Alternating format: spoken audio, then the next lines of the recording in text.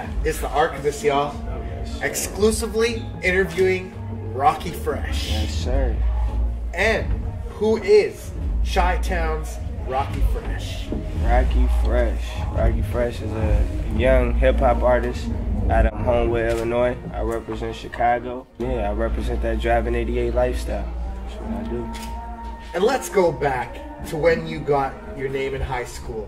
Rockin' Lunch Hour and the albums, College Dropout, Get Rich or Die Trying, and the Black Album. Yeah. You be bubbling. Yeah, that's crazy, man. Now, that was a crazy time in my life, man. I was really trying to figure things out, you know what I'm saying, and growing as a man.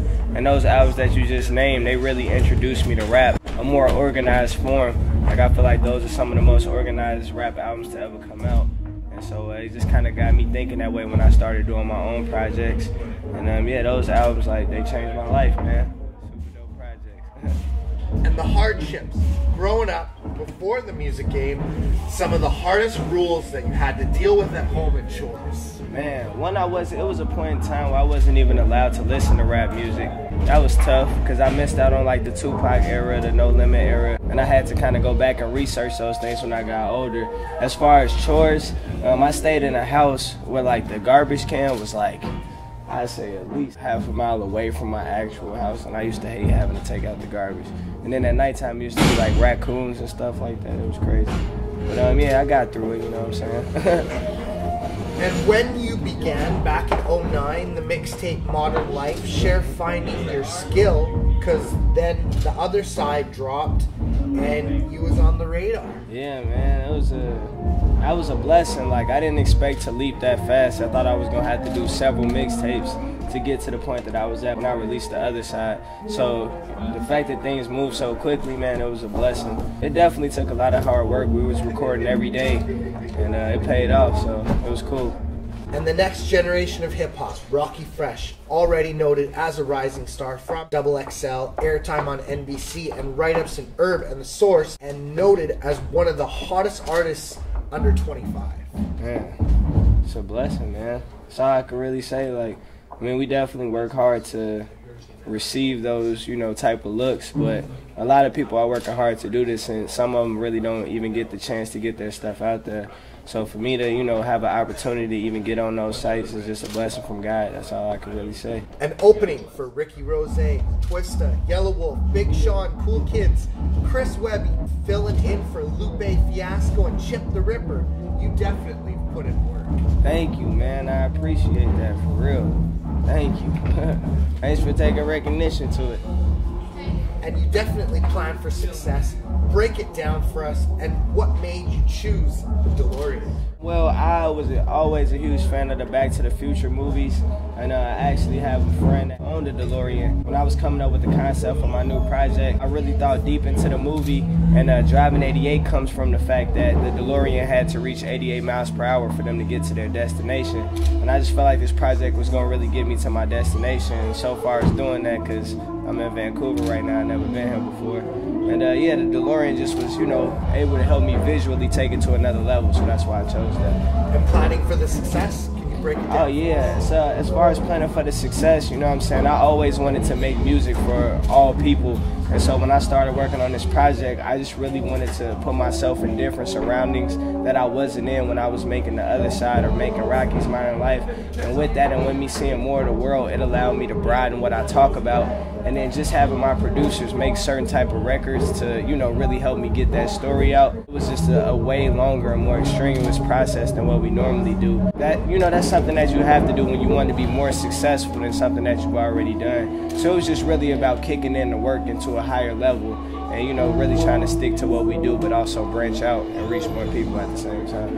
And Drivin 88, more than 100K in views, 30K in downloads. Yeah. Tell the people about your music, working with Uncle Dave, Casey Veggies, Cardo from the Taylor Gang, and supply and demand. Where is it? Well, first off, the tape is on pretty much every major rap website. It's on XXL, it's on Dat Piff, So on Hot New Hip Hop, Two Dope Boys. You can just Google Drivin 88 and you'll find a project. As far as working with the producers that you named, it was a great experience. It was super organic. And those guys definitely have a great respect for my music, and I've always had a great respect for their production. So, you know, when they send me certain records, I kind of already knew how to approach them, because that was things that, you know, I always dreamed about doing. So it was cool to work with them. Just as far as like with the release of Drivin 88, it was super unexpected to do that many downloads this early, but I'm happy it happened. So shout out to my fans for pushing it, and yeah. It's supply and demand. Oh, supply and demand. Where is it? Oh yeah, it's everywhere, man. For real, okay. It's everywhere. I mean,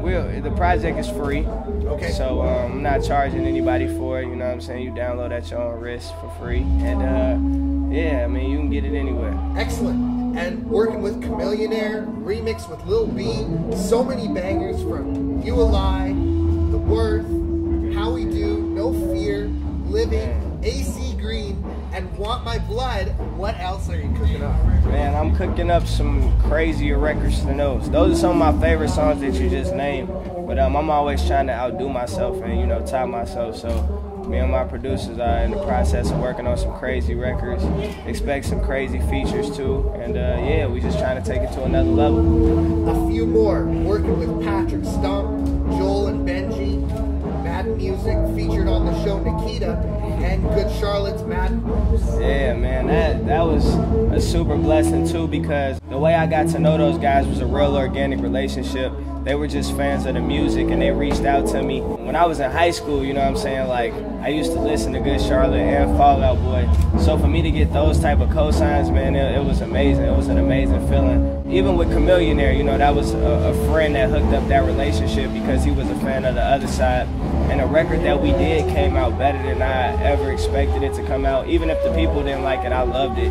Yeah, just, you know, getting a lot of information from those guys that have already done this and have been very successful in the music business, it definitely helped me keep my head on straight and, you know, keep going in the right direction. So I appreciate all of those dudes.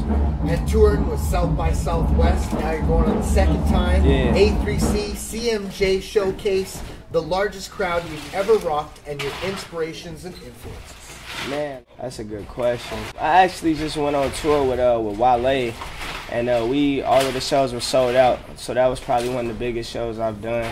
Along with doing the show with Patrick Stump in Chicago, that was a crazy show. As far as my inspirations, though, they really haven't changed much. It's still Jay-Z, Kanye, and John Mayer, but more so I'm starting to get inspired by the people around me and just seeing how happy they are, you know what I'm saying, when we moving forward in such a way. Like, it's just making me motivated and, you know, wanting to keep me on track to keep doing what I'm doing and take it to another level. So. And the best hip-hop memory you've been part of or contributed to?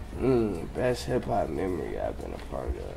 I feel like just being a nominee for XXL Freshman this year was crazy. Just being one of the first people from Chicago since Lupe Fiasco, that was a blessing. And just the fact that they support my situation so much, it really gave the city a lot of hope for where I'm trying to take us. So that was huge for me. And then also just even being able to do crossover records with Good Charlotte. A lot of people haven't been able to break that boundary in hip-hop. For me to be able to do it and my fans still appreciate, you know, my music and not view me as a sellout or anything like that, it's a beautiful thing. So definitely those two things. And you have anything to add? And you have anything to say to Canada? Man, shout out to Canada. I love y'all. This place is beautiful, and I'm definitely trying to come back as much as possible. So, yeah, that's really it. And you got any shots? Man, shout out to my team. Shout out to my family, because those are the most important people to me. They keep me going. And, yeah, shout out to the city of Chicago. And thanks to Andrew and Aaron at Fortune Sound Club. And this is the Archivest, and you already know the name, y'all. Yes, sir. Shout out to the Archivest, man. Dope interview. I appreciate it.